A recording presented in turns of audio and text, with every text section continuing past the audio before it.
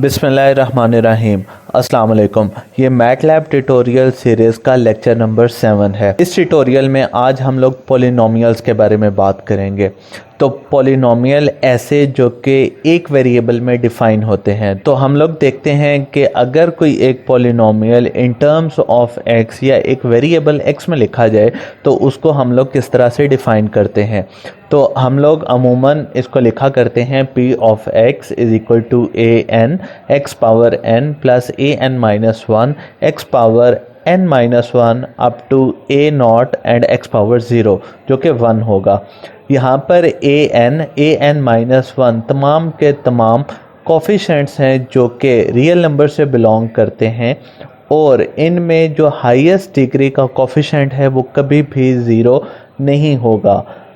इसी तरह से जो n है वो तमाम के तमाम होल नंबर्स होंगे, यानी कि वो नेगेटिव नहीं हो सकते, वो फ्रैक्शन में नहीं हो सकते। अब हम लोग देखते हैं कि मैटलैब में हम लोग पॉलिनोमियल्स के ऊपर मुख्तलिफ तरह के ऑपरेशंस कौन से कर सकते हैं। तो सबसे पहले हम लोग बात करते हैं कि हम किसी पॉलिनोमियल को किस तरह से क्रिएट करेंगे और उसको किस तरह से इवैल्यूएट करेंगे। ये काम हम लोग एज ए वेक्टर और सिंबॉलिकली भी कर सकते हैं। इसी तरह से अगर हमारे पास हमने पॉलिनोमियल को एज वेक्टर डिफ़ाइन किया या एज एन एरे डिफ़ाइन किया तो हम उसके रूट्स किस तरह से फाइंड करेंगे, और अगर हमने उसको सिंबॉलिकली किया तो उसके फैक्टर्स क्या होंगे। इसी तरह से अगर एक से ज़्यादा हमारे पास पॉलिनोमियल्स मौजूद हों तो हम उन पर अलजेब्राइक ऑपरेशन किस तरह से परफॉर्म करेंगे। इसके अलावा पॉलिनोमियल्स की प्लॉटिंग, इसके अलावा पॉलिनोमियल्स को हम लोग डिफरेंशिएट और इंटीग्रेट भी कर सकते हैं। मैटलैब में पॉलिनोमियल्स को अमूमन किसी भी डाटा पॉइंट्स या ऐसे तमाम फंक्शन जो कि नॉन पॉलिनोमियल्स हैं उनके ज़रिए से अप्रॉक्सीमेट किया जाता है किसी भी डिग्री के लिए। ये सेकेंड डिग्री से लेकर 10th डिग्री फंक्शन पॉलिनोमियल तक हम इनको डिफ़ाइन कर सकते हैं और इनके मुताबिक हम लोग अपनी बेटर अप्रॉक्सीमेशन को भी हासिल कर सकते हैं। अब हम लोग आ जाते हैं मैटलैब के इन्वायरमेंट में और यहाँ पर आके हम लोग पॉलिनोमियल्स को डिफ़ाइन करते हैं। पॉलिनोमियल्स बिल्कुल वैसे ही डिफ़ाइन होते हैं जैसे कि वेक्टर्स। तो यहाँ पर मैं ए वेक्टर, इसको मैं लिख लेता हूँ 3 माइनस 1, सॉरी मैंने ब्रैकेट्स गलत कर दी, सो 3 माइनस 1 एंड 2। तो यहाँ पर अब जो मेरा पॉलिनोमियल डिफ़ाइन हुआ है उसमें 3 टर्म्स हैं। सबसे राइट वाली टर्म कांस्टेंट को जाहिर करती है, तो अगर हम उस हिसाब से जाएं तो हमें ये सेकेंड डिग्री का पॉलिनोमियल हमारे पास मौजूद है। तो अगर मैं इसे मैथमेटिकली देखूं तो ये मेरे पास लिखा हुआ है 3x² माइनस x प्लस 2। तो इसको मैं डिफाइन कर लेता हूं। इसके बाद मैं r वेरिएबल में यहाँ पर मैं इसके रूट्स को फाइंड आउट कर लेता हूं। तो उसके लिए मैं लिखूंगा रूट्स और उसकी ब्रैकेट्स में लिख देता हूं a। तो यहाँ पर मैंने इसके रूट्स को लिखा तो ये मेरे पास कॉम्प्लेक्स रूट्स इसने मेरे सामने दे दिए। इसी तरह से हम किसी भी हायर ऑर्डर पॉलिनोमियल के रूट्स को भी फाइंड आउट कर सकते हैं। तो उसके लिए मैं डिफाइन करता हूँ लेट्स से b और यहाँ पर मैं लिख देता हूँ 4 माइनस 7 1 0 एंड 3। तो अब यहाँ पर 0 लिखने से मुराद ये है कि ऐसा पॉलिनोमियल जिसमें एक टर्म मिसिंग है। तो अगर हम लोग राइट से चलें तो 3 कांस्टेंट हो गया। इसके बाद x वाली टर्म आती है, तो x वाली टर्म चूंकि इस पॉलिनोमियल में नहीं है, हम लोग इसको वेक्टर जब डिफाइन करेंगे तो वहाँ पर हम उसे 0 लिखेंगे, हम उस टर्म को स्किप नहीं कर सकते।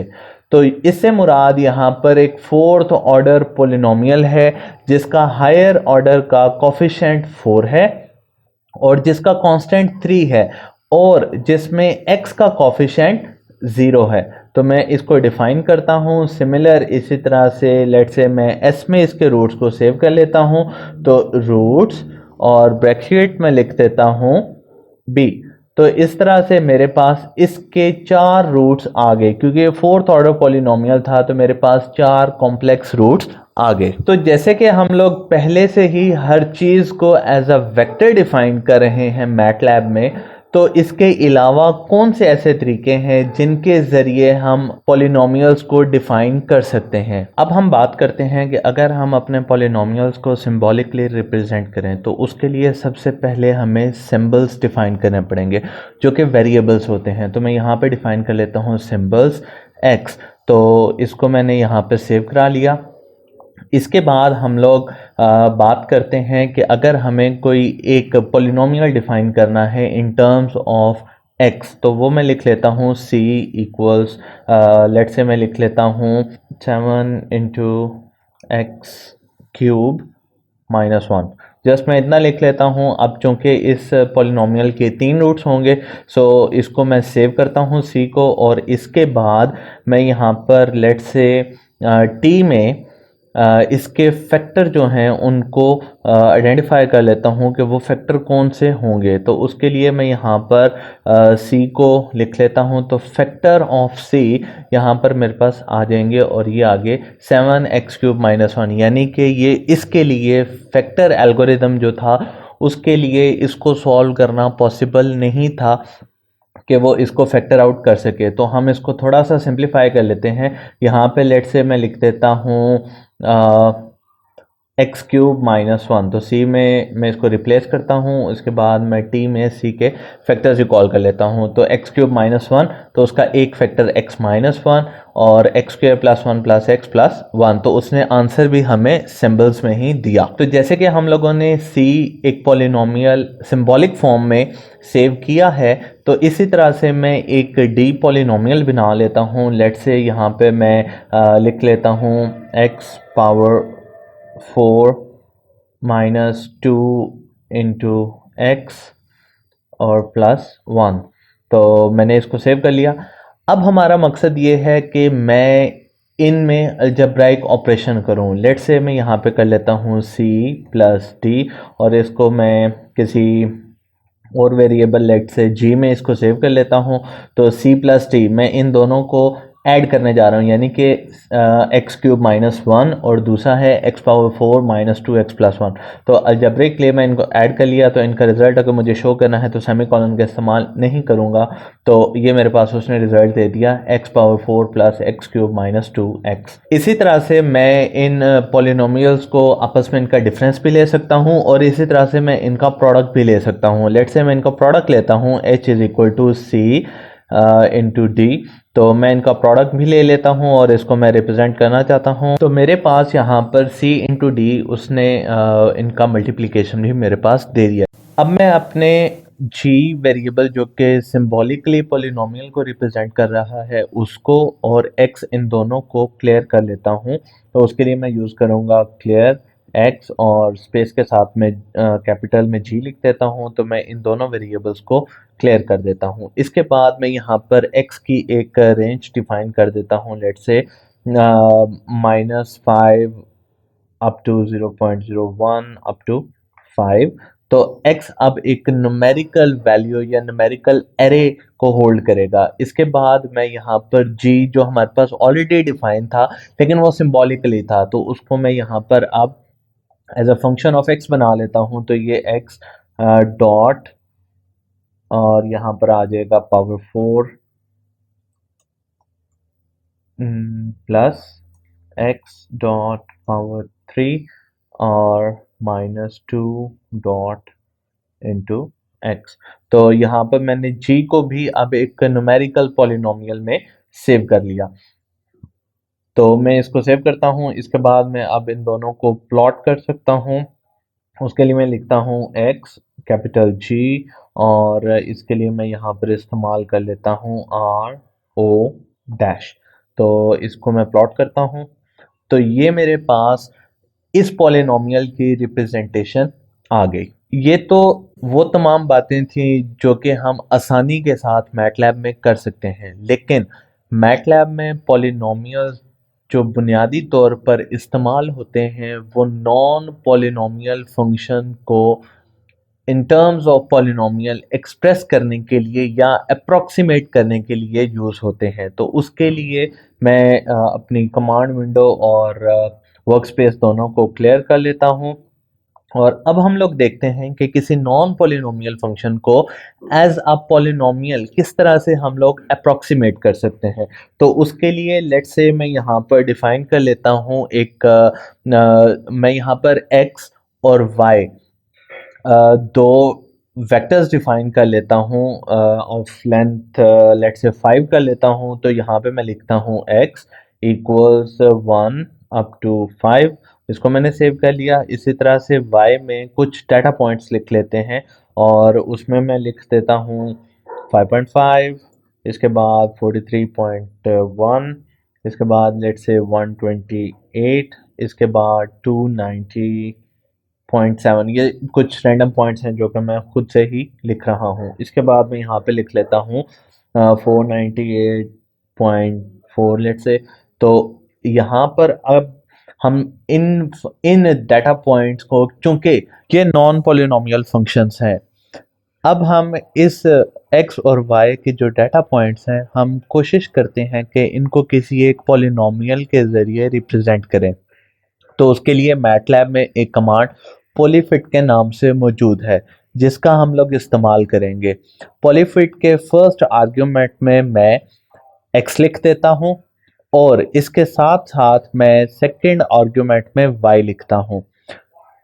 फर्स्ट में इंडिपेंडेंट और सेकंड में डिपेंडेंट मैंने वेरिएबल्स लिख दिए। इसके बाद मैं जिस डिग्री के मुताबिक पॉलीफिट करना चाहता हूँ, यानी कि पॉलिनोमियल जिस ऑर्डर का लेना चाहता हूँ मैं वो डिफाइन करूंगा। तो यहाँ पे मैंने वो 3 लिख दिया, यानी कि अब जो इस डाटा को अप्रोक्सीमेट करेगा वो थर्ड ऑर्डर डिग्री का पॉलिनोमियल होगा।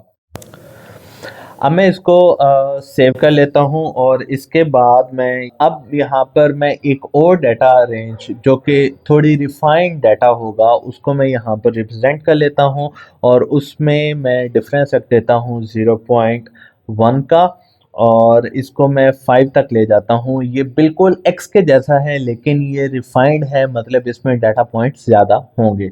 इसके बाद मैं यहाँ पर y2 को डिफाइन कर लेता हूँ। तो y2 मेरे पास आ जाएगा लेट्स से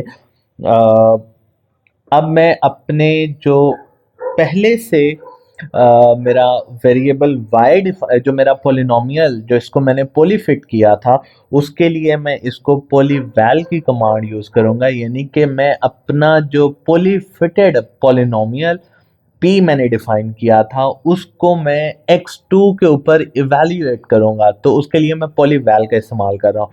सो पॉलीवैल p और इसको मैं x2 के ऊपर इवेल्युएट करने लगा हूँ। तो इसको मैं सेव कर लेता हूँ। इसके बाद मैं यहाँ पे लिखता हूँ प्लॉट और फर्स्ट प्लॉट मेरा वो होगा जो कि मेरे ओरिजिनल डाटा पॉइंट्स हैं। तो वो आगे लेट से x कमो y और इसके साथ में इनको इनके प्रेजेंटेशन ओ से कर देता हूँ यानी कि सर्कल से। और इसके बाद मैं यहाँ पे लिख देता हूँ x2 और इसके बाद मैं यहाँ पे लिख देता हूँ y2 जो कि मैंने अपना पॉलीफिट पॉलिनोमियल्स की इवैल्यूएशन की उसको y2 में स्टोर किया था। तो उसका प्लॉट में एक ही विंडो में देखना चाहता हूँ और कंपेयर करते हैं कि हमने एक नॉन पॉलिनोमियल डाटा सेट को किस तरह से पॉलिनोमियली अप्रोक्सीमेट किया है। तो मैं एंटर करता हूँ। तो अब हमारे पास आप लोग देख सकते हैं कि जो पॉइंट्स अवेलेबल थे एक्स और वाई के वो 5 जगहों पर अवेलेबल थे। अगर आप लोग इनको देखें तो ये किसी जगह पर आपको कर्व के ऊपर नजर आएंगे और किसी जगह पर कर्व के नीचे नजर आएंगे। ठीक है, इससे मुराद ये है कि हम लोगों ने जो डाटा पॉइंट्स अवेलेबल थे हमने उनको अप्रोक्सीमेट किया है। We are closer to this, but वो किसी तो एक्यूरेट नहीं है। हम एक्यूरेसी को हाई कर सकते हैं लेकिन हम लोगों ने नहीं किया। तो अब हम लोग बात करते हैं कि अगर हमारे पास पॉलिनोमियल नॉन पॉलिनोमियल फंक्शंस आ जाएं तो हम उनको कैसे डील करेंगे। तो मैं इस विंडो को बंद कर देता हूं। अब हम लोग बात करते हैं कि जब हमारे पास नॉन पॉलिनोमियल फंक्शंस अगर हम लोगों ने उनको अप्रोक्सीमेट करना है बाय यूजिंग पॉलिनोमियल्स तो उसके लिए हम लोग क्या करेंगे।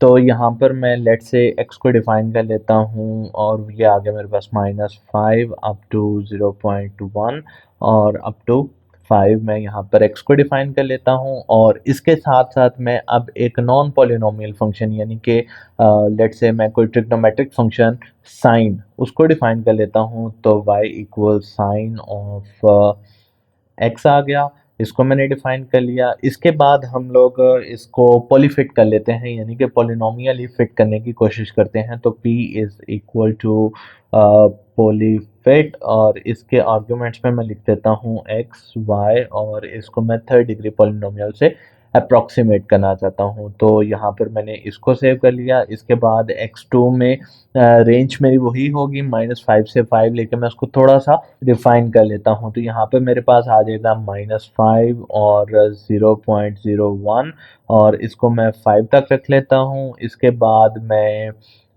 y2 डिफाइन करता हूँ। तो y2 इज इक्वल टू, इसमें अब मैं जो पॉलीफिट मैंने किया था उसको मैं इवेल्युएट कर लेता हूँ एट पॉइंट्स x2। तो पॉलीवैल और इसके अंदर मैं लिख देता हूँ p और x2। इसके बाद मैं इसको भी सेव कर लेता हूँ और अब हम प्लॉट की कमांड यूज़ करते हैं। तो प्लॉट की कमांड में आ गया x, y और इसको मैं रेड से कर लेता हूँ और x2 y2 को मैं ग्रीन से रिप्रेजेंट कर लेता हूँ। तो अब मेरे पास अप्रॉक्सीमेशन भी आएगी और नॉन पॉलिनोमियल फंक्शन जो कि साइन x है वो भी प्लॉट होगा। तो हम लोग देख सकते हैं कि जो हमारा ग्रीन लाइन है ये बेसिकली हमारे पास अप्रॉक्सीमेशन है उस फंक्शन की जो कि हम लोगों ने y में सेव किया था साइन x के तौर पर। अब अगर आप न्यूमेरिकली देखें तो हमारे पास साइन की अप्रॉक्सीमेशन ऑलरेडी मौजूद है, लेकिन हम लोगों ने इसको हमने इसको अपनी तरफ से थर्ड डिग्री पॉलीफिट में सेव किया। तो हम लोगों ने रिजल्ट्स ये देखे।